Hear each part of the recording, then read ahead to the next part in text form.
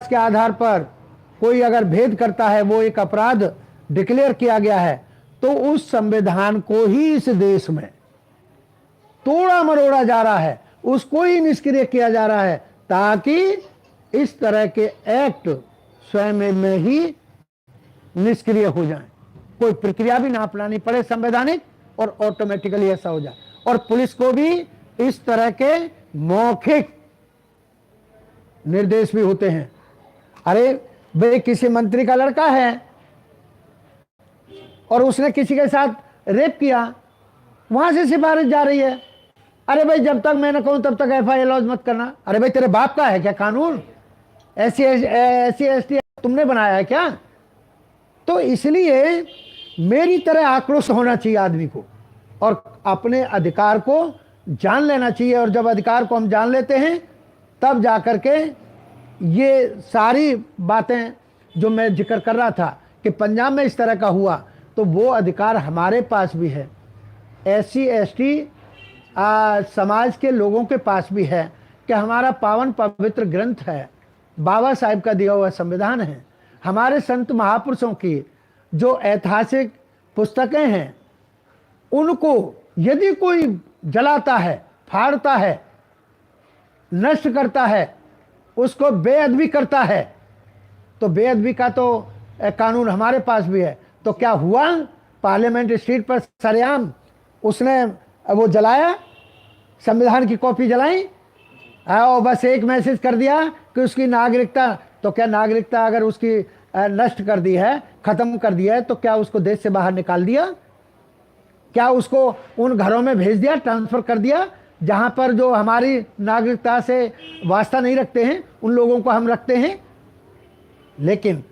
यहीं से इनकी मानसिकता का पता लगता है। और इतना ही नहीं है, अगर कोई मौन व्यवहार में भी मुझे बेइज्जत करता है, मान लीजिए एससी एसटी का आदमी है और कथा भागवत में बैठा है, वो इशारा करता है आंखों से, कह नहीं रहा मुंह से कुछ, लेकिन अपने लोगों को इशारा करता है कि ये लोग जो है, ये ऐसा आदमी यहाँ आकर के बैठ गया है। जैसे ज्योतिबा फूले के साथ हुआ 1848 के आसपास में, ज्योतिबा फूले के साथ हुआ कि वो ब्राह्मण के लड़के के साथ पढ़ते थे, उसने शादी में बुलाया, शादी में बुला करके जब खाना खाने ज्योतिबा फूले बैठ गए उन लोगों के साथ, तो गांव के लोग पहचानते हैं कि ये किसका बेटा है। जब किसका बेटा है, जब ऐसे जानते हैं, तो ज्योतिबा फूले को ये कहकर के बेइज्जत किया कि ये माली का लड़का हमारे साथ।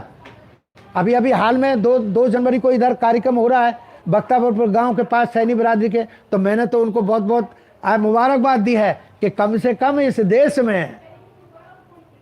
मालियों को भी तो अकल आई कि हमारे भी पूर्वज रहे कोई ज्योतिबा फूले, और धन्य रहे कांशीराम साहब कि जिन्होंने हर बिरादरी का संत महापुरुष, हर बिरादरी को उनका इतिहास सौंपा है, जिससे वो अपना विकास कर सकें, अपना कल्याण कर सकें, किसी के बलबूते पर न रहें। नहीं तो मुझे एक बात बताओ, अरे ये अपने आप में बहकाना नहीं है, फुसलाना नहीं है, तो क्या है कि जब इतना प्रोविजन होने के बाद भी लोग डरते नहीं हैं। सच्चाई उनमें खौफ नहीं, कोई लोग डरते नहीं है, कोई खौफ नहीं है,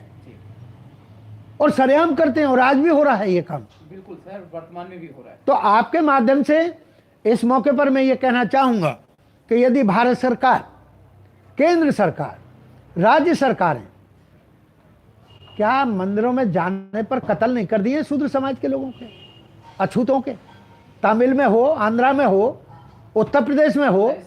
उत्तर प्रदेश में तो यहाँ अमरोहा पर मार दिया वो लड़का, राजस्थान में तो और ज्यादा है बाबेला। अरे भाई, तुम्हारा जो धर्म है वो धंधा हो सकता है, अब तुम्हारा धंधा मंदा होने लगा है, क्योंकि हम जैसे लोग समाज को समझाने लगे हैं कि भाई अंधविश्वास और पाखंड में कहीं कुछ रखा नहीं है, और एससी एसटी एक्ट को पढ़ो, जानो उन प्रोविजन को, बाबा साहिब के दिए हुए संविधान को जानो, अपने अधिकारों को जानो। और मैं केवल अधिकारों की बात नहीं करता, जो फंडामेंटल ड्यूटी बताई है बाबा साहिब ने संविधान के माध्यम से, हम सच्चा चरित्र रखें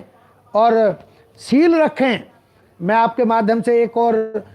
2 मिनट में मैं बात अपनी समाप्त कर देता हूं कि चरित्र और सील में भी जमीन आसमान का फर्क है। चरित्र तो चरित्रवान हर कोई हो सकता है। जैसे मान लीजिए रास्ते में एक 100 का नोट पड़ा है,